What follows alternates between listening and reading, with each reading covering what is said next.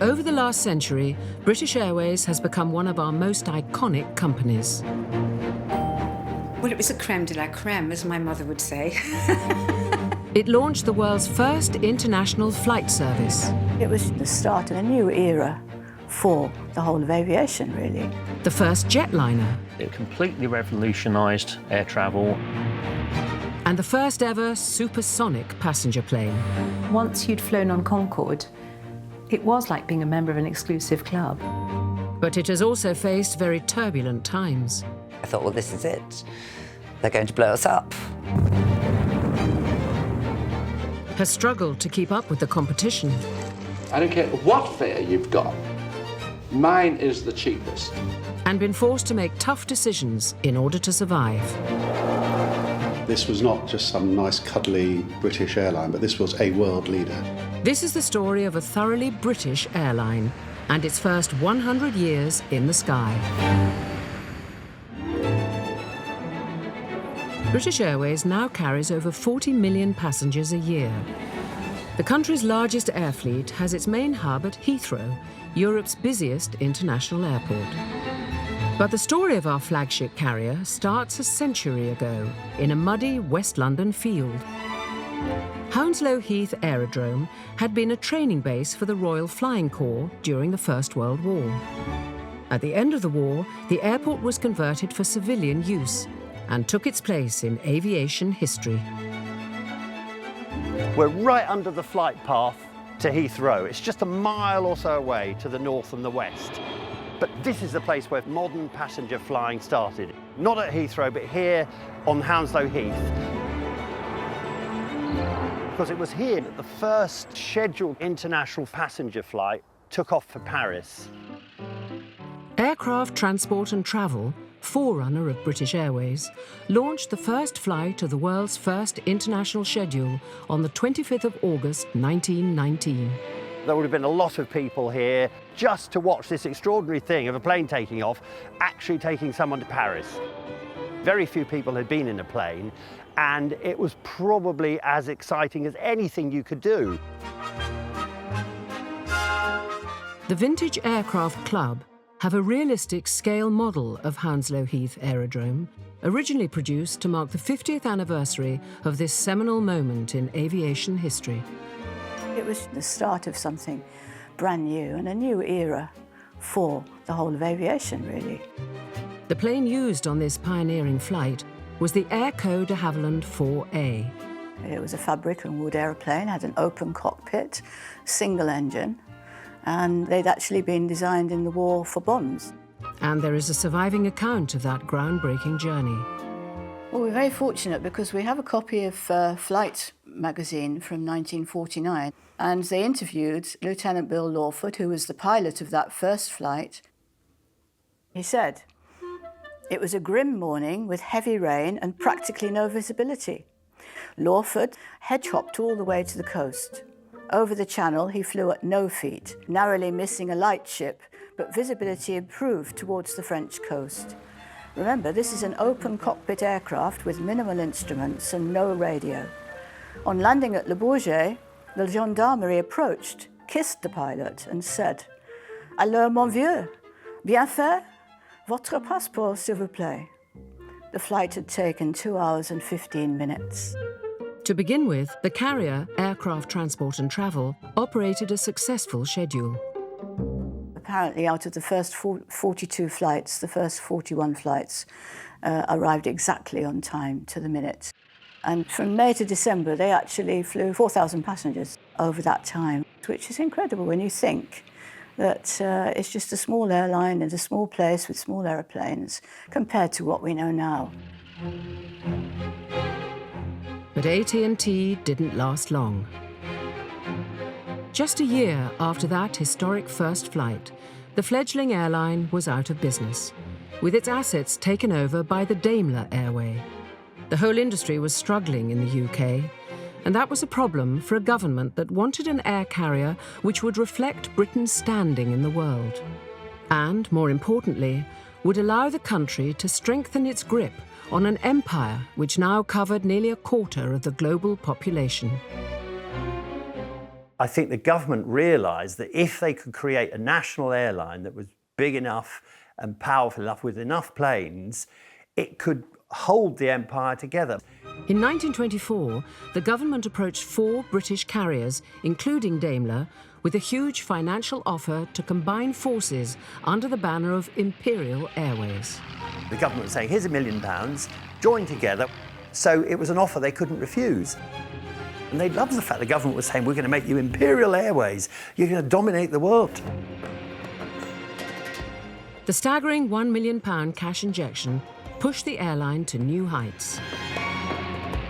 In the years ahead, they would launch the world's biggest ever passenger biplane. They would go on to run a crucial undercover mission in the Second World War. But how would they recover from their first ever fatal crash?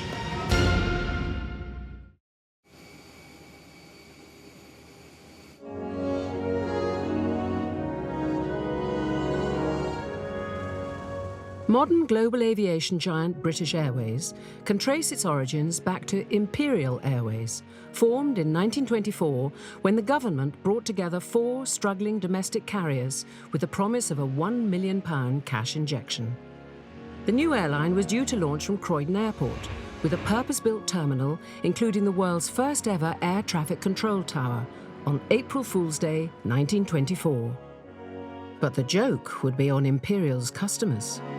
Their operations were supposed to start on the 1st of April 1924, but there was actually a bit of an industrial dispute at the time that took another 3 weeks to resolve before they could all agree on how much everyone was going to get paid. So that delayed the operations until the 26th of April before they'd actually start flying the services. Just 9 months later, Imperial Airways suffered a much more serious setback. On Christmas Eve 1924, one of their planes nosedived from a low altitude, crashed and burst into flames. This was a big story. Newspaper accounts tell of passers-by who valiantly strove to smash the fuselage of the plane and release the imprisoned passengers, but were forced to abandon their efforts on account of the terrific heat. All 8 people on board died. At the time, this is Britain's worst aviation accident, and various recommendations came out of that air accident investigation. And one of those was that the airport should be made safer, and it would need to be enlarged to do that.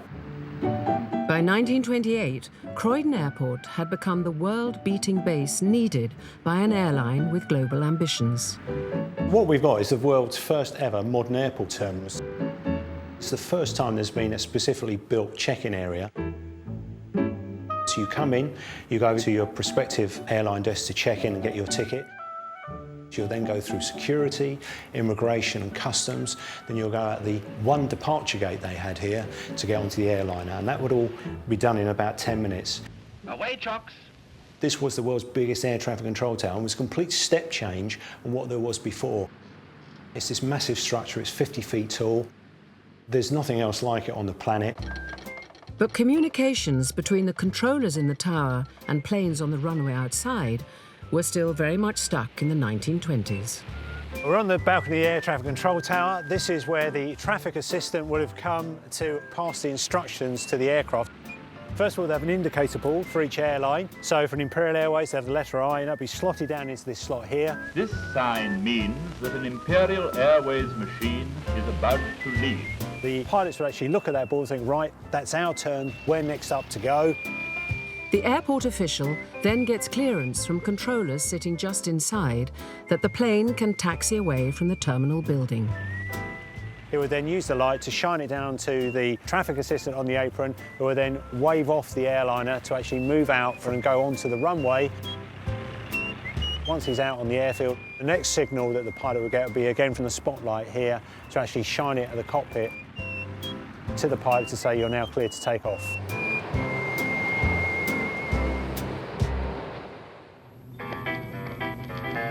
By the time the new Croydon facilities had opened, Imperial had replaced its original fleet of converted World War I bombers with custom-built passenger planes, though the in-flight experience was still rather different to the modern British Airways.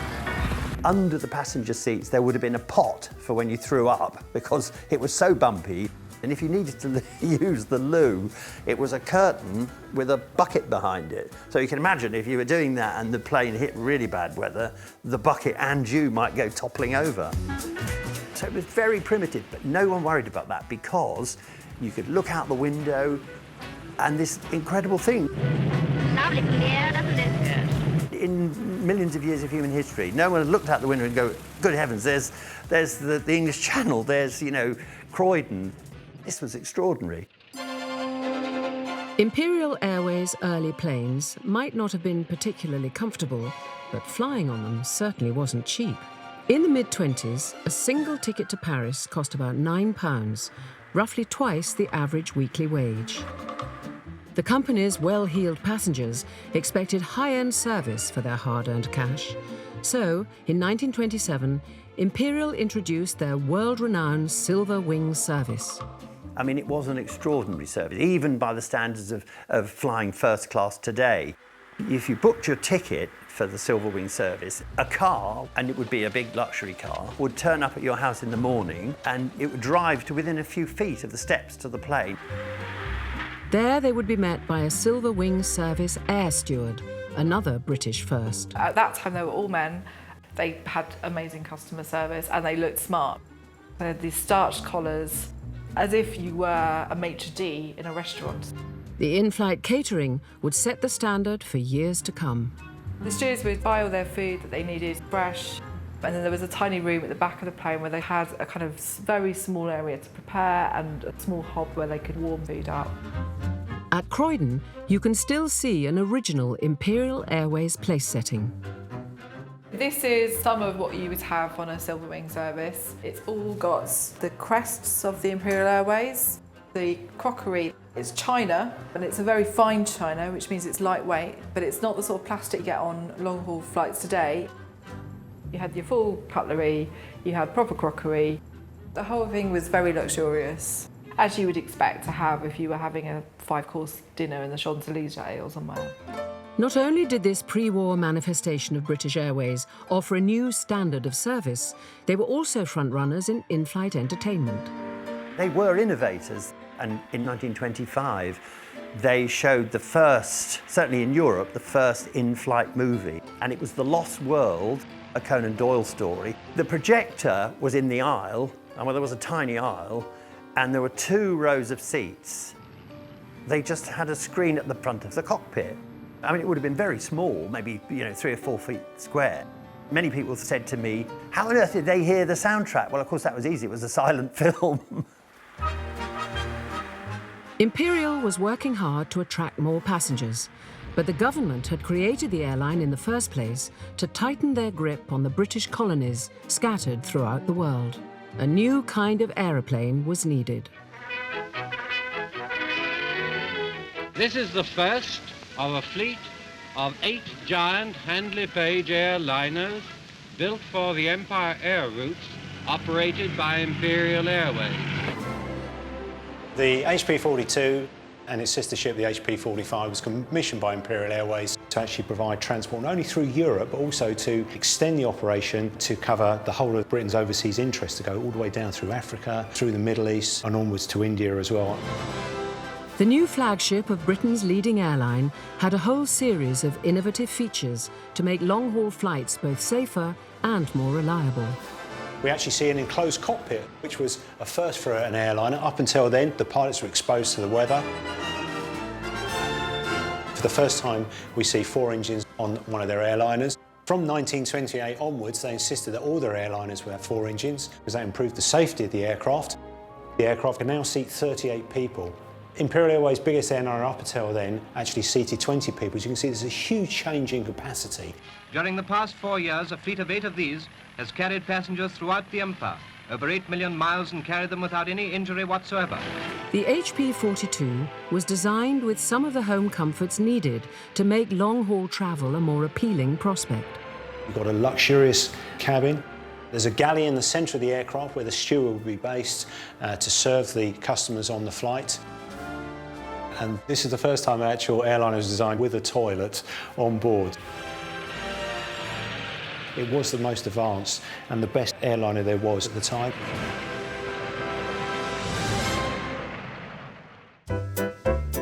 As flight times soared, the strain was starting to show on British bottoms. Something had to give, and it would be the padding on specially designed aeroplane seating. This is an original passenger chair that Imperial Airways would have used on their planes from around about 1920. I wouldn't sit on it now because it's deteriorating, but it's probably comfortable for a short journey. At first it would have just been put in the aircraft. Gradually they then strapped them down just as much to stop the chairs just rolling around when there was no one sat on it. By the early 30s, frequent flyers were starting to expect airlines to offer as much comfort as their earthbound rivals. This specific one's from an HP42. You can see it's drastically different. It's got metal legs, so it's much more weighty. It's upholstered. They're more like the sort of seats that you get in first class in the kind of Pullman train services. By the time Imperial launched the Ensign in 1938, they're designed to carry 40 passengers in the comfort for which Imperial Airways have always been famous. passenger aeroplane production had become an established industry, so designers no longer aped trains. They developed seats specifically to deal with turbulence and bumpy landings. You've got the headrest, it's comfortable, it's also safer, it's solid, it's the reclining seat. You can recognise it as an airline seat. Sort of less than 20 years, you've come to what is recognisably what you'd sit on today in an airplane. Imperial focused on long-haul colonial destinations. Then, in 1935, a new domestic rival, a company calling itself British Airways Limited, was set up to compete on the lucrative European routes. This private company had a short-lived career. Its most infamous flight delivered Chamberlain back from meeting Hitler in 1938. The Prime Minister made his notorious appeasement speech at the foot of one of their planes. The settlement of the Czechoslovakian problem, which has now been achieved, is, in my view, only the prelude to a larger settlement in which all Europe may find peace. Less than a year later, the country was at war.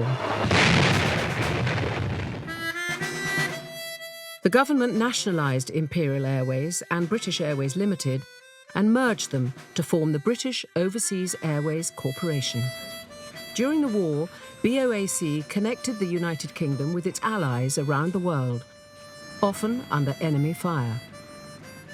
The airline also added to its fleet one of Britain's most iconic wartime planes, the de Havilland Mosquito, in one of the most intriguing clandestine operations of the conflict. The Swedish made the best ball bearings in Europe, and so everybody wanted those for aircraft, for engines, for tanks, for things like that. But Sweden was a neutral country, so they didn't allow any military aircraft to land on their airfields during the war. The only way across was by a civilian aircraft, and that's where BOAC came in. The Mosquitoes, similar to the one we have here, were repurposed as BOAC aircraft. They had BOAC markings. They were flown by pilots in BOAC uniforms up to Stockholm to collect cargoes of ball bearings and bring them back to the UK in complete civilian disguise. When the aircraft was being loaded up and it was being refuelled at Stockholm Airport, the pilots and the navigators would have a chance for a quick break and a cup of tea in the cafeteria. And the story goes that they would meet their Lufthansa counterparts there who were over from Germany for exactly the same purpose. Of course, being a neutral country, they weren't allowed to do anything. They were all with civilian guys, and so all they could do was wave each other and say hello and then get back in their aircraft and fly home.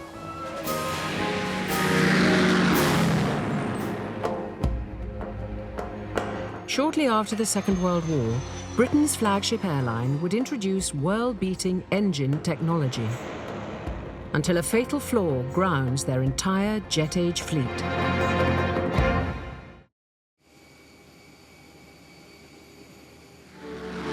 The forerunner of British Airways, the British Overseas Airways Corporation, flew throughout the Second World War, keeping the country in touch with its colonies and allies around the globe.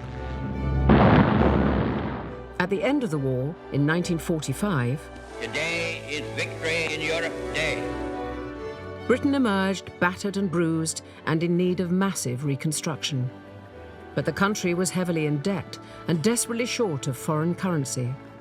So the state-owned airline would have to make do and mend with aging aircraft and obsolete technology. Like the Dragon Rapide, originally designed in 1934, 5 years before the outbreak of war. This particular aircraft, currently being restored at the de Havilland Museum in Hertfordshire, was intended for military service, but was converted for passenger use and bought by BOAC in October 1945. It's mainly a plywood box, often referred to rather badly as a tea chest, but still, we will ignore that. It is quite thin, it's only 1.5 millimetre thick. The wooden structure would have been covered in Irish linen. It's stretched and pulled over and fixed down and shrunk, and it gives you your appearance of a nice, smooth aircraft. But underneath, the bit that nobody ever sees is this structure. And the controls hark back to an earlier age of air travel. It never had very much in the way of electronics. There would have been a very basic radio, and there would have been all the electronic equipment for starting the engine and for navigation lights, but little else really. Everything was still operated by cables with pulleys and levers. There are rudder cables, throttle cables, mixture control cables. Everything's cables. You wouldn't want to sit in it for too long. There's no comfort, bumpy, nice view.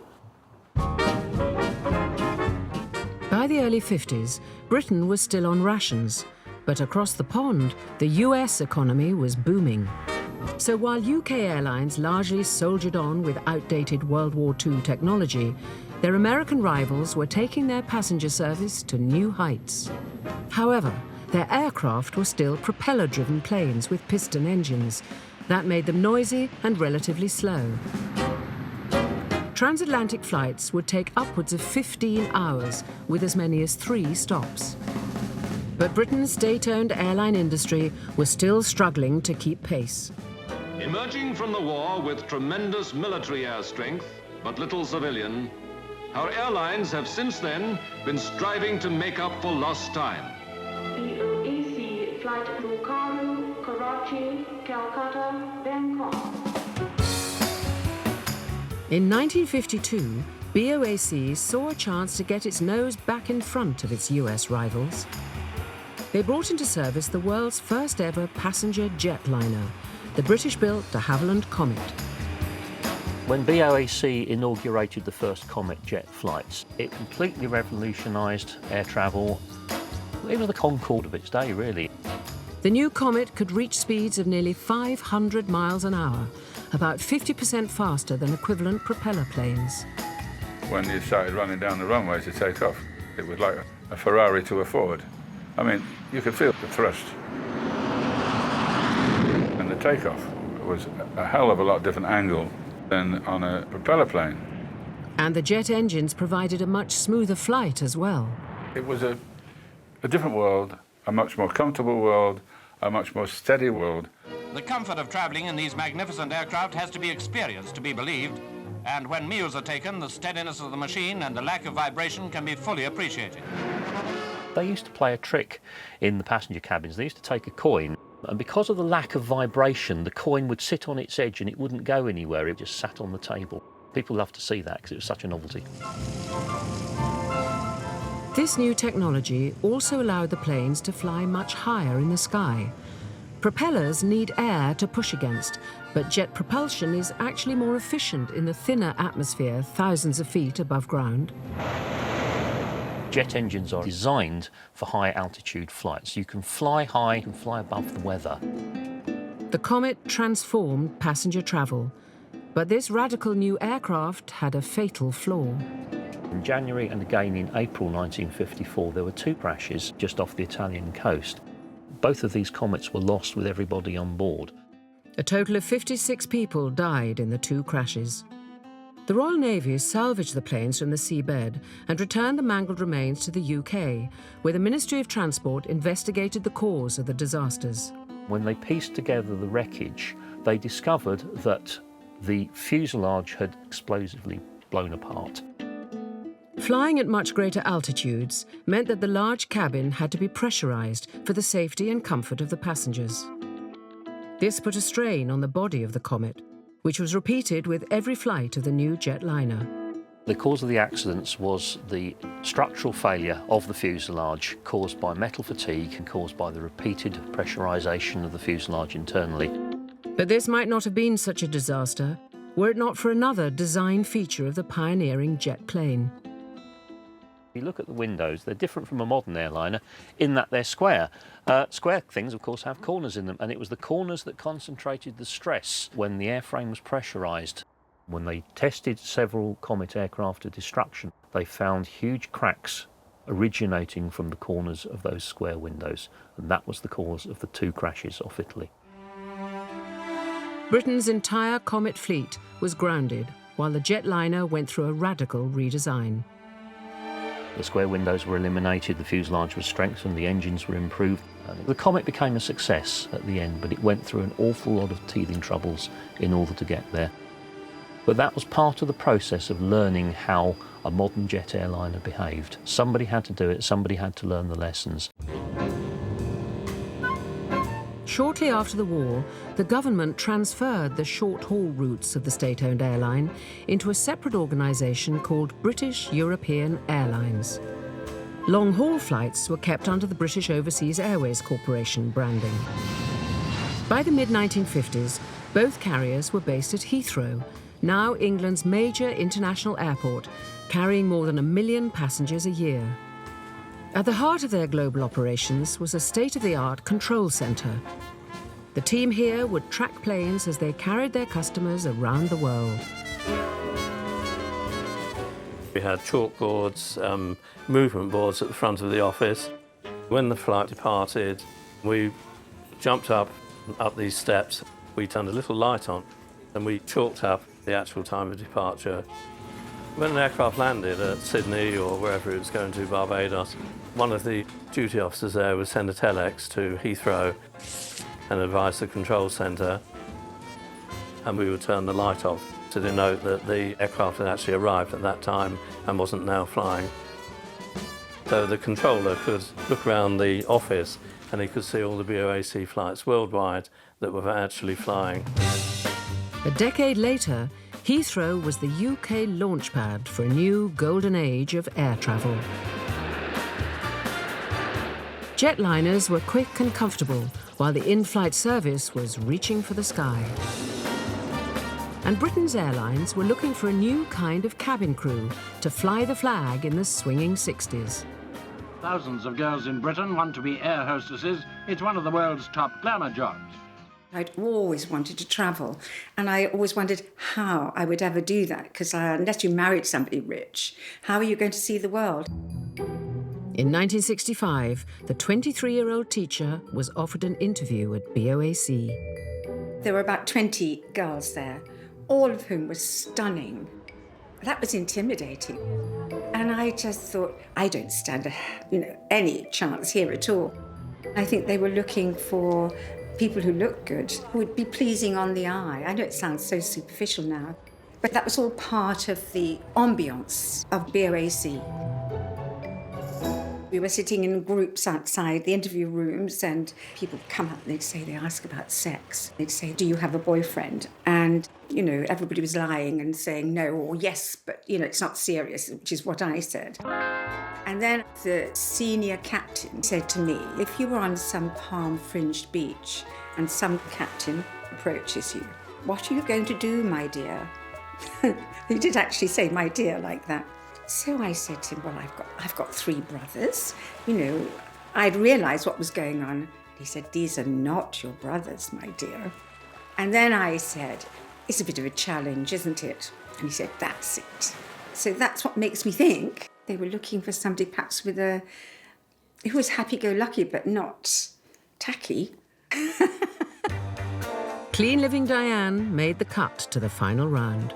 There were about 6 of us out of 20 left, and they said, we'd like to welcome you to BOAC.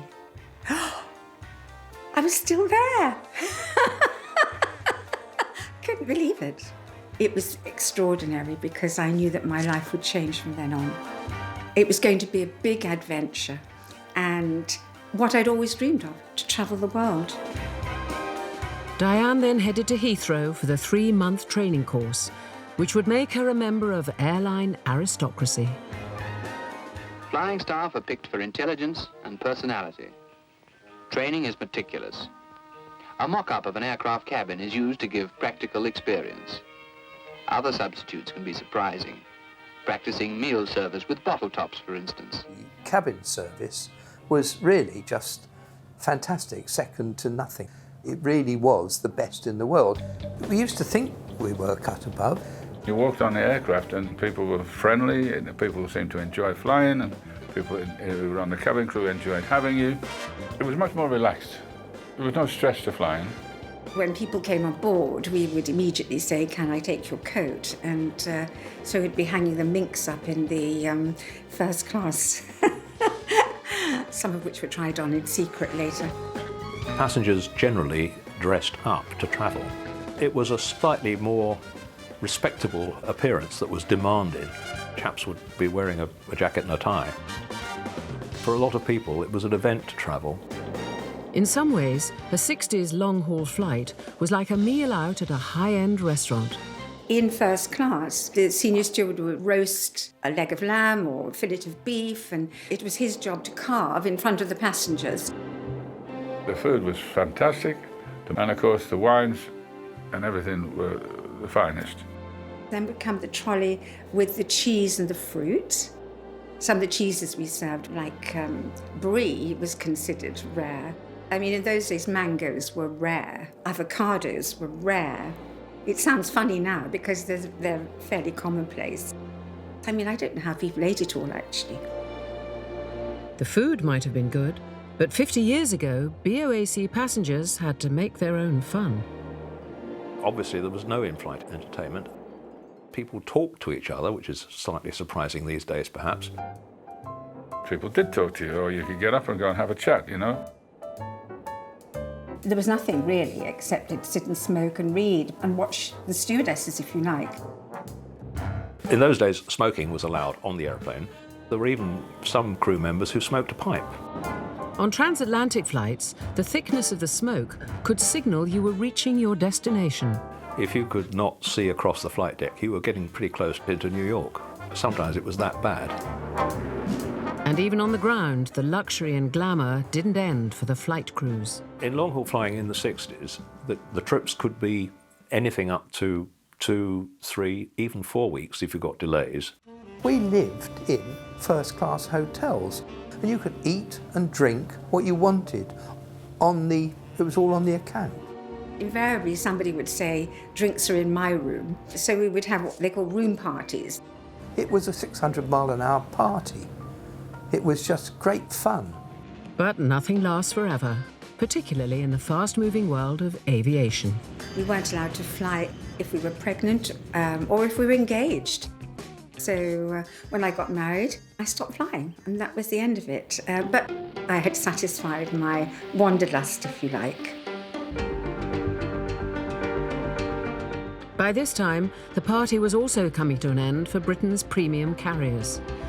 New budget competitors, offering lower-cost package holidays, threatened the mainly European short-haul business. Even though the government did everything it could to protect the scheduled services of its state-owned carrier. Charter flights weren't allowed to charge more for their tours than the actual cost of a scheduled holiday. So the charter operators hit back by including transfers to the resort, hotel rooms and meals. It still might not add up to the expensive scheduled fares which are aimed at business and luxury markets. You'd have to throw in perhaps lots of extras as well. Free wine, barbecues, excursions, all those things would be included, and it still might not add up to the price. While the short-haul business was under threat from low-cost package holiday providers, the long-haul aviation industry was about to be transformed by the launch of the biggest airliner of all time, the Boeing 747 jumbo jet. BOAC brought the supersized double-decker into service in 1971. This was air travel on a scale never seen before. When you went inside, Christ, I thought I was in a cinema. The in-flight movie service Britain's flagship airline had pioneered 4 decades earlier finally came as standard. And the original design of the new 747 offered a separate upstairs restaurant and cocktail bar for first-class travellers.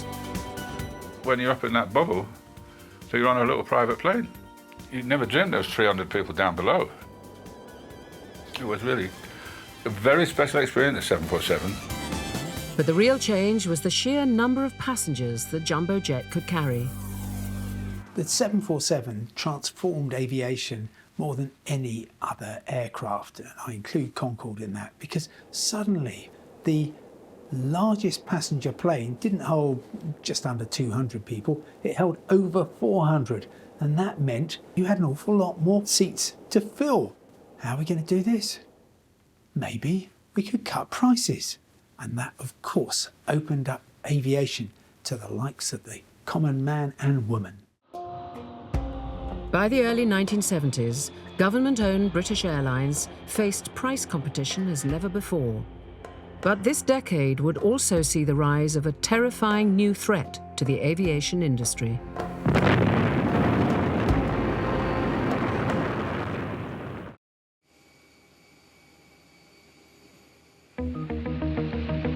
Five decades after British Airways was born in a field at Hounslow Heath, the nation's flagship carrier would face an unprecedented threat to its global operations.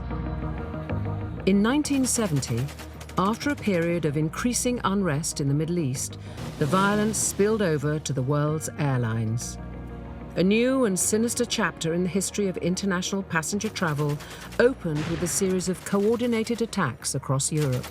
On the 3rd of September 1970, a TWA aircraft out of Frankfurt was hijacked by members of the PFLP, the Popular Front for the Liberation of Palestine. At the same time, a Swiss air flight out of Zurich was hijacked by the same group. There was an attempt to hijack an El Al Israeli 707, which failed because the security guards resisted. They shot one of the hijackers and overpowered the other, the notorious Leila Khaled. The El Al flight was diverted to Heathrow, where Leila Khaled was arrested by the English police. 3,000 miles away, in Bahrain, teenagers Diane and Malia were getting ready for their BOAC flight back to Britain. That looks really old now, doesn't it? It does. It does. The girls were heading to the UK for the start of a new term at their boarding school. But 3 days after the initial hijackings, the main danger seemed to have passed. Even though we were 15, at that age, you're still very aware of what's going on in the world. And I knew enough to be a bit anxious about getting on the plane, but it was kind of limited to that, really.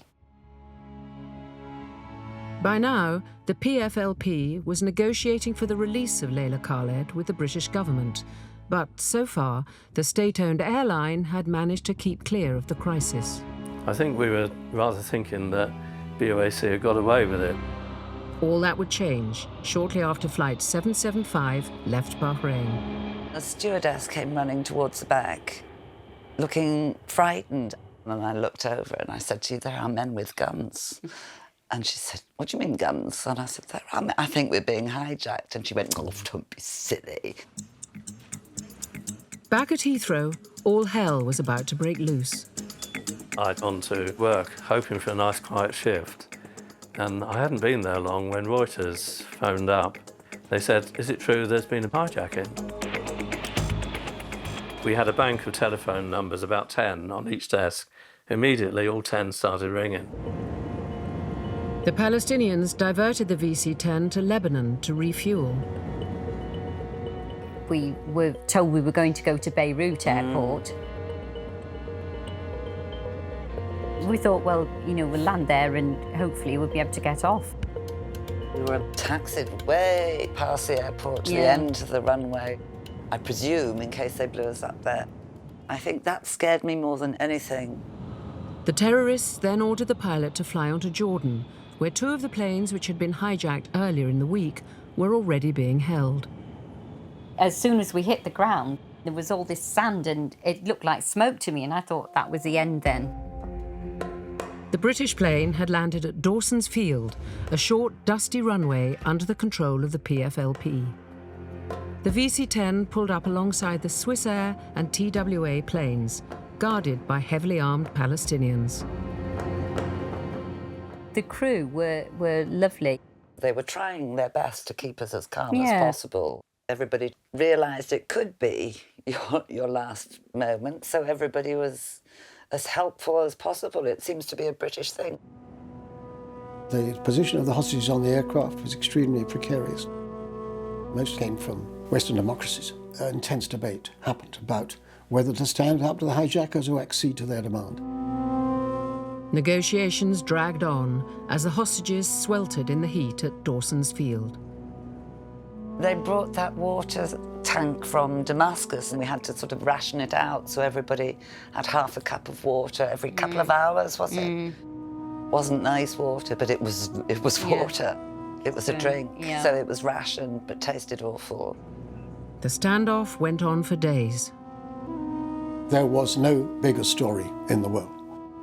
You could see the TWA plane and the Swissair plane parked. There was nowhere to go as far as you could see. There was nothing, just stony desert. You couldn't get away from it. You had to just, on the plane, you're stuck with it. There's nothing you can do. You can't try and make a run for it. Malia and Diane were held on the runway for nearly 60 hours.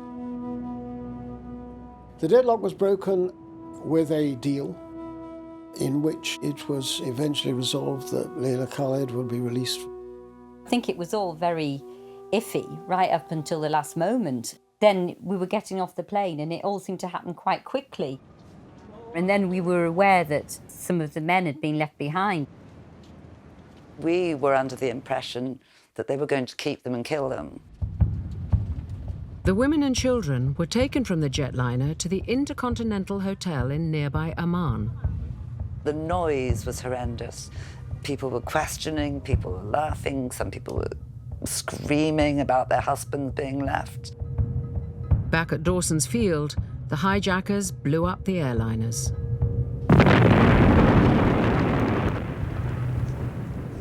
We saw the smoke and heard the awful bang. At that point, all I was aware of was that they still had all the men, and I thought they'd blown them up. It later emerged that the men had been removed from the plane. Eventually, all the hostages were released in exchange for Layla Khaled and 6 others. Malia and Diane finally arrived at Heathrow 4 days after their plane had been taken over by terrorists. It wasn't until I saw my parents' faces there in front of me that I could relax, that I knew I was okay and safe. It was my mother and my brother who met me. Yeah, I couldn't stop cuddling them.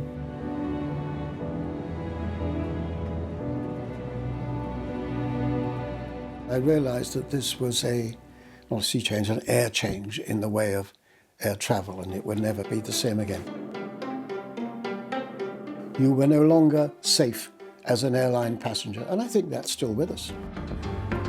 British Airlines' security measures were transformed in the wake of the Black September hijackings.